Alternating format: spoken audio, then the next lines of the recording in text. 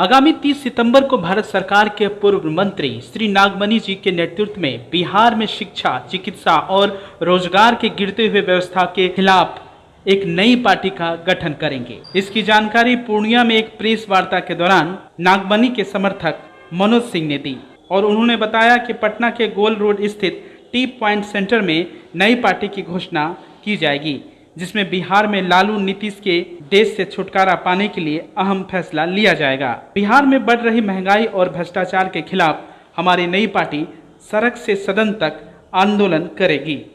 साथ ही पत्रकारों से बात करते हुए उन्होंने पत्रकार के अन्य सवालों का भी जवाब दिया। 15 साल जो लालू जी का शासन रहा और 15 साल जो नीतीश कुमार का शासन रहा, इसमें शिक्षा का जो स्तर गिरा, चिकित्सा का स्तर गिरा, रोजगार का समाप्ति हुआ, तो इस वजह से जरूरत महसूस किया गया कि बिहार में भी एक नई पार्टी की जरूरत है, जो प्राइवेट लिमिटेड की तरह से नहीं हो, एक लोकतांत्रिक तरीके से चलने वाली पार्टी हो।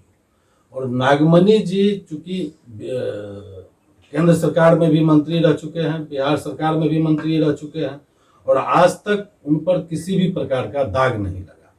एक बेदाग आदमी है, एक बेबाक आदमी है और बिहार में कुछ करने की तमन्ना रखते हैं। वो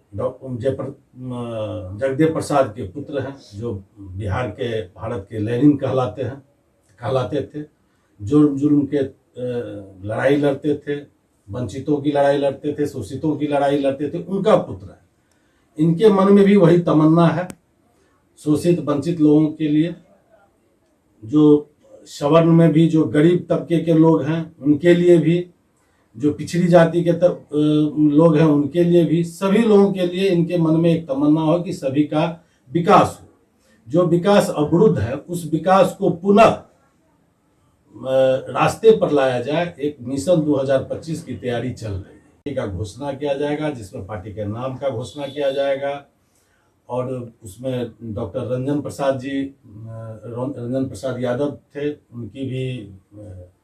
उनका भी मिला है, जो कि हम भी साथ में रहेंगे और उनके द्वारा ही पार्टी की। नीतीश कुमार का 5 साल का जो शासन काल रहा वो निश्चित रूप से अच्छा था, लेकिन 5 साल के बाद जो उनका शासन चला वो सिर्फ भ्रष्टाचार के भेंट चढ़ा। जहां भी विकास की बात आप हो, चाहे वो नल जल योजना हो,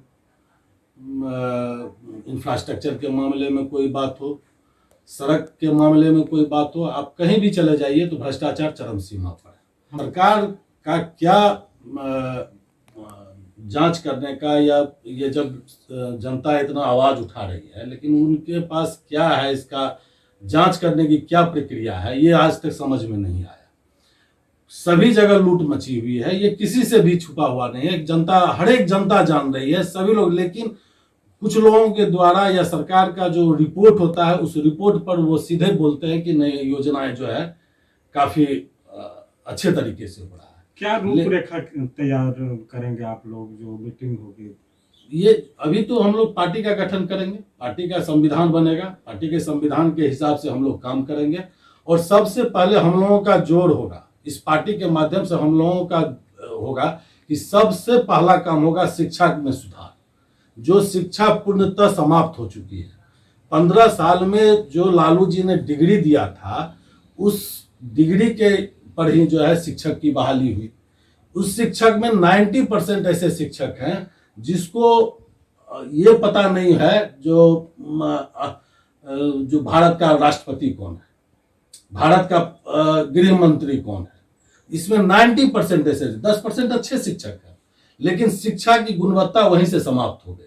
शिक्षा, आप सरकारी स्कूल के किसी भी सरकारी स्कूल में आप चले जाएं, आप किसी भी सरकारी स्कूल में जो है जाकर के आप देख लें तो शिक्षा के नाम पर कुछ भी नहीं। मुस्लिम, कुशवाहा और गरीब सवर्ण का एक तालमेल होने जा रहा है 2025 के चुनाव में। ये जो अभी नई पार्टी बनेगी उसमें, और एक नया संगठन तैयार होगा, एक नई पार्टी तैयार होगी और मजबूती के साथ नागमणि जी के नेतृत्व में, नागमणि कुशवाहा के नेतृत्व में एक सरकार बनेगी और कुशवाहा का ही कुशवाहा ही मुख्यमंत्री होंगे, ये भी तय है।